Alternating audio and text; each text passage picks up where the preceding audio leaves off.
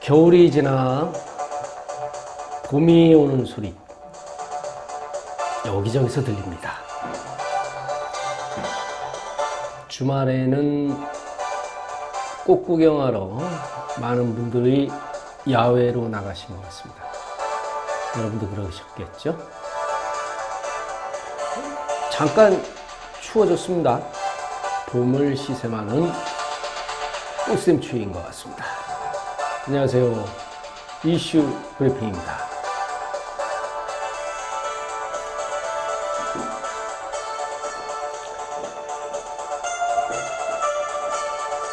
예전에 그랬나요? 아마 김종필 예전에 자민당 대표였죠? 그분이 1980년 서울의 봄 때 봄은 봄인 것 같은데 아직 봄은 안 온 것 같다. 출래불사춘이라고 얘기를 했었죠. 그때는 그랬습니다만 2018년도에 봄은 아무래도 제대로 오고 있는 것 같습니다. 남북관계도 제대로 돌아가고 있고요. 그다음에 그 북미 대화도 이루어지면서 남북의 그 북핵으로 인한 그 긴장 상태가 상당히 누그러질 것 같습니다. 우리나라 그 예술단 조용필 씨, 이선희, 최진희, 뭐 10대 아이돌로는 뭐 레드벨벳, 소녀시대 서연 뭐 이런 사람들, 그 가수들도 4월 1일에 평양에서 첫 공연을 한다고 합니다. 남북 교류가 이제 시작되는 건가 봅니다. 그냥 꿈이었고 희망이었던 그런 시기가 이제는 현실로 다가오고 있는 것 같습니다. 자, 오늘은요, 이명박 전 대통령이 이제 구속이 될 것 같습니다. 검찰에서 구속영장을 청구를 했는데, 박근혜 전 대통령의 혐의에 견주어봤을 때 별로 차이가 없다. 내지는 더 심하다라는 그런 내용이 이번에 그 검찰 구속영장에 적시가 됐죠. 뭐 나오는 내용들이 뭐 가족 패밀리를 넘어서 아주 좀 대단한 것 같습니다. 좀 대통령으로서 좀 그렇게 이명박 전 대통령이 얘기했던 국격을 훼손하는 그런 일을 했다는 거 믿어지지 않습니다만 그것이 사실로 확인이 되면 참 대한민국 국민으로서 누구 말 맞다나 자괴감을 느끼는 그런 하루하루인 것 같습니다. 그래도 적폐청산을 위해서는요, 대통령이든 뭐 누구든 간에 죄를 졌으면 거기에 대한 합당한 처벌을 받는 것이 당연하겠죠. 자, 오늘은요, 그래서 이명박 전 대통령의 구속의 즈음에서 그럼 구속이 된 다음에는 또 뭘 해야 되냐, 이 내용이 나오는데요.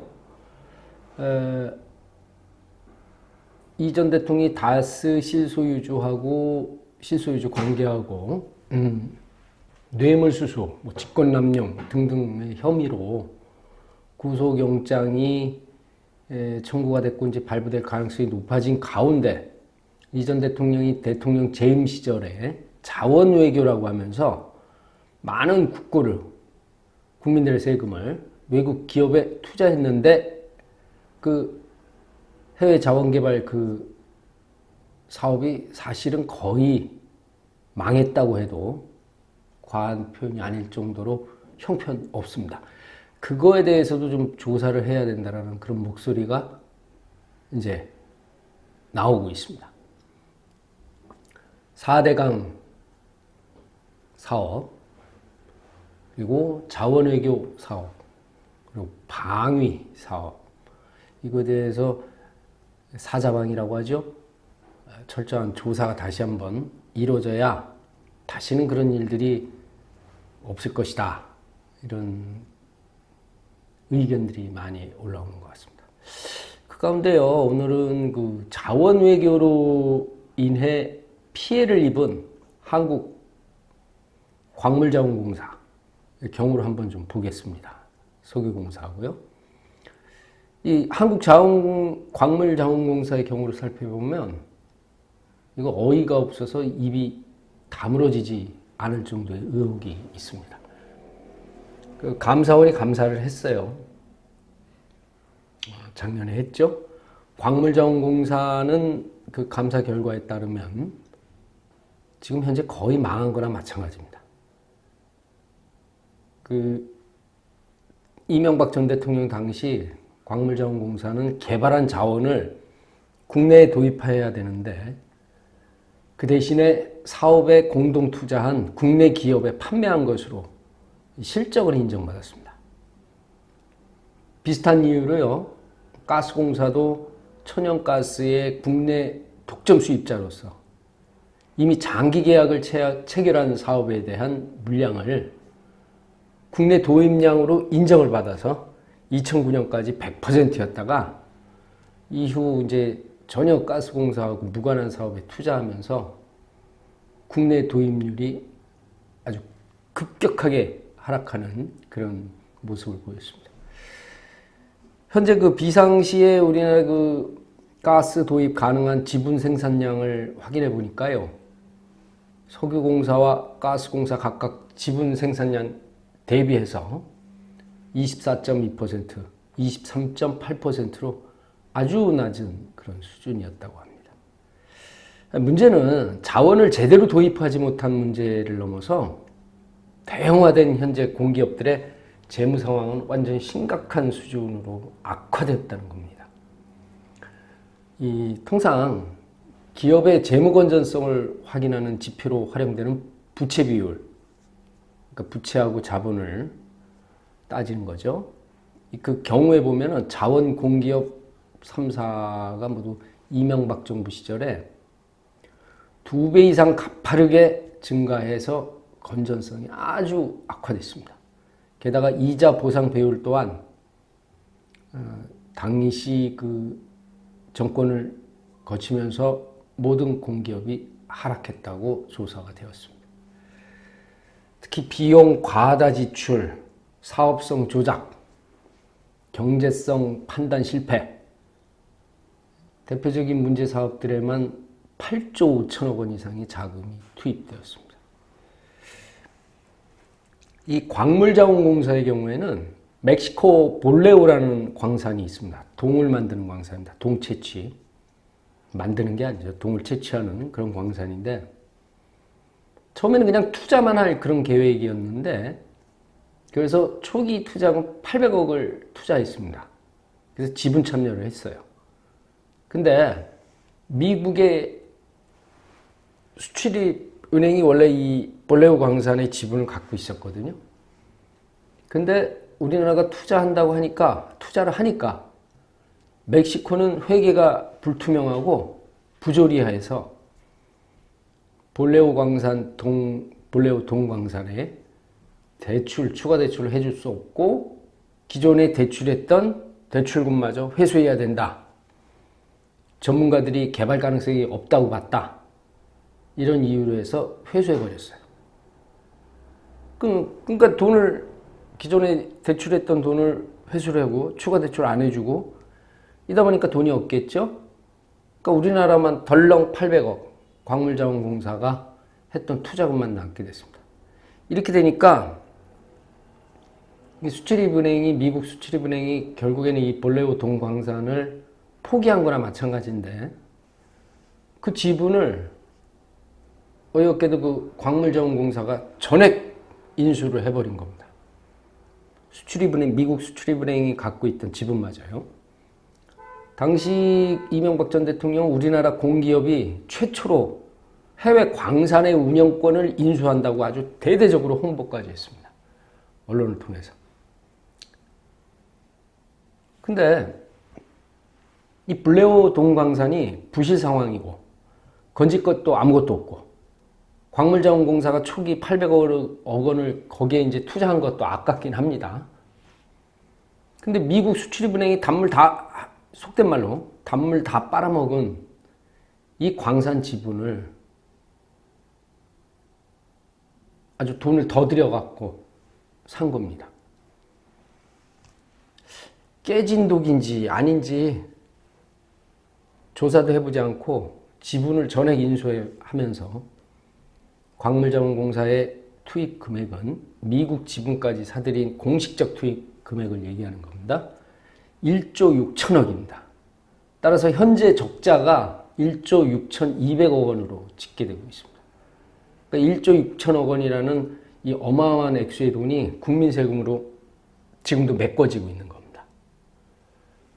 또 있습니다. 그 볼레오 동광산을 운영하는 캐나다 회사가 현재 우리나라에서 직접 광물공사가 운영할 수는 없으니까 캐나다 회사가 대신 운영을 하는데 돈이 없다고 계속 돈을 요구한 겁니다.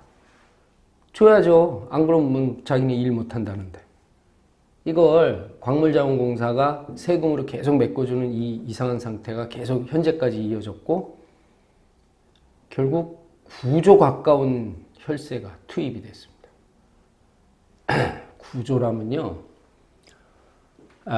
우리나라 중고생들 교복 무료 내지는 하부는 있습니다만 무료 급식 이런 거를 다 할 수가 있습니다. 그 돈이면. 이런 천문학 손해를 발생하게 만든 관광자원공사를 이건 없애야 되는데 법상 공사라는 이유로 쉽게 파산시킬 수가 없어서 현재 좀 많은 검토를 하고 있는 걸로 알고 있습니다. 현재 문재인 정부에서요. 이런 적자가 천문학적이고 국민들 세금이 계속 투입이 되기 때문에 파산을 안 시킬 수가 없지 않습니까? 그래서 현 정부는 더 이상 지원을 하지 않고 지난 1월인가요? 산업통상자원부가 공사와 공단 간의 통합을 통해서 새로운 공공기관, 그러니까 이제 광물자원공사를 이제 없애버린다는 얘기죠. 신설을 내용으로 하는 그 방안을 조만간 발표할 예정이라고 합니다.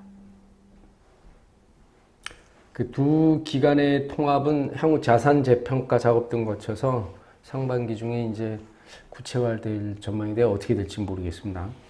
현재 공기업의 해외 자원 개발 사업 전반과 관련해서 개선안을 검토 중으로 있다고 합니다. 그래서 민관 합동 해외 자원개발 혁신 태스크포스가 발족이 됐고요. 정부의 공사에 대한 구조 조정안을 현재 권고한 상황입니다. 근데 이런 황당한 자원외교는요, 석유공사도 마찬가지입니다. MB정권 시절인 2009년 석유공사가 사들인 4조 원대 누적 적자를 기록한 캐나다 하베스트, 많이 들어보셨을 겁니다. 하베스트사를 인수를 했는데 결론부터 말하면 경제성이 전무한 껍데기 회사였습니다. MB가 당선인 시절부터 무리한 이제 해외 자원 개발을 준비한 것으로 의심이 가는 대목인데 결과론적으로는 이건 사기성이 짙은 의혹이 있다는 얘기입니다. 거기에 커넥션도 좀 있는 것 같고요. 석유공사가 인수비용으로 이 하베스트 인수를 할 때 4조 5천억 원에 가까운 돈을 쏟아부었습니다. 근데 이 하베스트는 인수할 당시 누적 적자만 4조 원으로 MB 이명박 전 대통령이 강조했던 에너지 안보, 이건 헛구호였죠. 그리고 하베스트 생산 원유는요, 아예 국내로 들어오지도 못했습니다. 한 방울도. 인수 과정을 보면 야, 이게 정말 이럴 수가 있느냐 이런 생각이 들 정도로 허술하기 짝이 없습니다. 인수전에 그 하베스트는 매년 수천억 원의 그 적자가 나는 부실 기업이었어요. 그런데 한국 석유공사와의 협상 중에 튕기고 해서 몸값이 2조 원이나 뛰었습니다. 그래서 총 석유공사가 4조 5천억 원 가까운 돈을 주고 인수를 한 겁니다. 원래 잘 안 되는 회사를 인수를 하려면요, 제값 주는 거 거의 없습니다. 조금이라도 깎죠. 여러분들도 마찬가지로 좀 뭐 부동산 가격이 떨어진 지역에 집을 사고 싶다. 1억이다. 1억 다 주고 사는 사람 없다라는 얘기입니다. 뭐 8천이 됐든 9천이 됐든 깎죠. 근데 이거 깎는 거는커녕 그 배가 넘는 돈을 들여서 산 겁니다.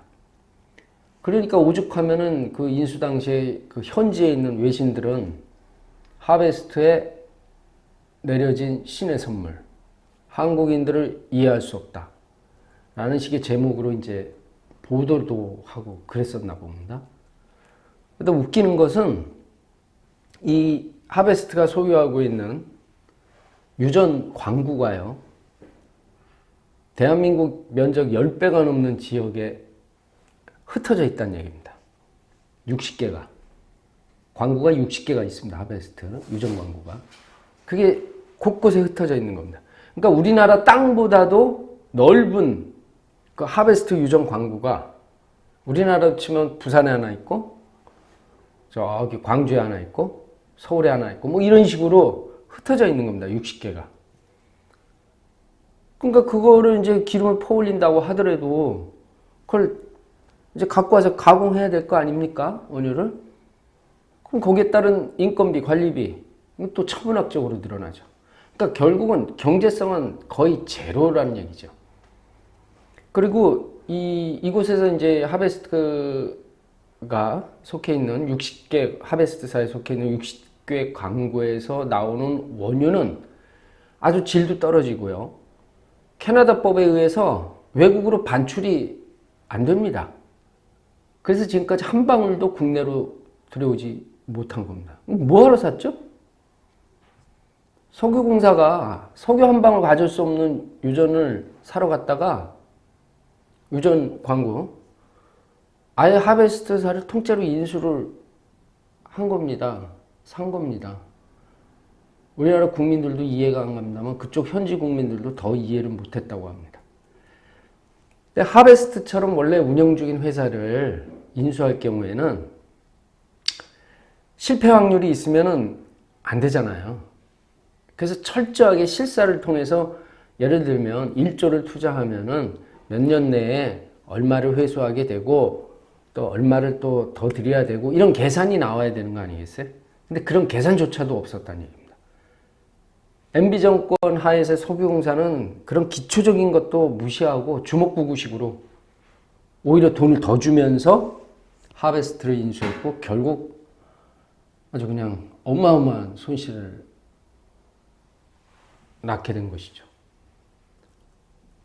또 여기에는 그래서 하베스트를 인수할 때 당시 최경환 지식경제부 장관과 강영원 전 석유공사 사장, 박영준 전 차관, 박영준 하면 왕차관이었죠, 왕차관. 자원외교를 총괄한 이전 대통령, 그리고 이른바 브로커로 불리는 랜드맨이라는 게 있습니다. 검은 고리가 있을 것이다. 커넥션이. 이런 의혹이 지금 나오고 있는 겁니다. 그래서 이제 사법당국이 철저한 이제 수사를 시작해야 되는 거 아니냐. 뭐 이미 시작했다라는 그런 얘기도 있습니다. 검찰에서. 이게 더욱 그 의혹이 더 나오게 되는 것은 이전 대통령 취임 이전인 2007년 12월 석유공사가 원유 매장량을 평가하는 기준을 아주 약하게 바꿨다는 사실입니다. 이명박 정부 이전까지는 국제 기준에 따라서 추정 매장량은 절반만 인정했습니다. 예를 들면 100배럴 있다, 100만 배럴 있다 그러면 50만 배럴만 인정한 걸로 추정을 하는 거거든요. 근데 이명박 정부에서는 이를 모두 100% 인정하게 했습니다. 그리고 생산도 불투명한 예상 매장량도 그냥 재량껏 인정할 수 있도록 기준을 대폭 완화했다는 겁니다. 하베스트 유전만 해도 원래 기준으로는 1조 8천억 원 정도입니다. 근데 이렇게 석유공사가 이렇게 규정을 바꾸니까 바뀐 기준으로 따지면 3조 원, 2배 가까이 가격이 불어나는 겁니다. 여기에 뭐 비단 석유공사뿐이겠습니까? 광물자원공사뿐이겠습니까? 더 많은 자원외교 뭐 많죠? 자원외교의 이름으로 벌어진 각종 인수합병, CNK 다이아몬드, 아프리카 카메론의 그 다이아몬드 뭐 매장량 뭐 그것 때문에 CNK라는 회사가 만들어지고 거기에서 이제 주가 조작 사건이 일어나고 이런 거에 대해서 사기 사건 이런 거에 대해서 하나하나 따져야 된다고 생각이 됩니다. 이 전 대통령이 이제 구속되죠? 그거에 대해서 이제 철저하게 따져서 서로가 돈을 나눠 먹었고 뭐 지분을 나눠 먹었고 그랬으면 국민 돈을 걷어들이기 위해서라도 만약에 그런 것이 밝혀진다면 바로 국고로 환수하는 그런 작업이 필요할 것이라고 봅니다. 이제 적폐 청산의 시작은 시작됐습니다. 이명박 전 대통령이 구속되면서 더 많은 것이 드러날 수 있습니다. 그리고 더 많은 조사가 필요하고요. 더 많은 국민적 의혹을 갖고 있는 사건들에 대해서 하나하나 따져봐야 할 때가 아닌가 싶습니다.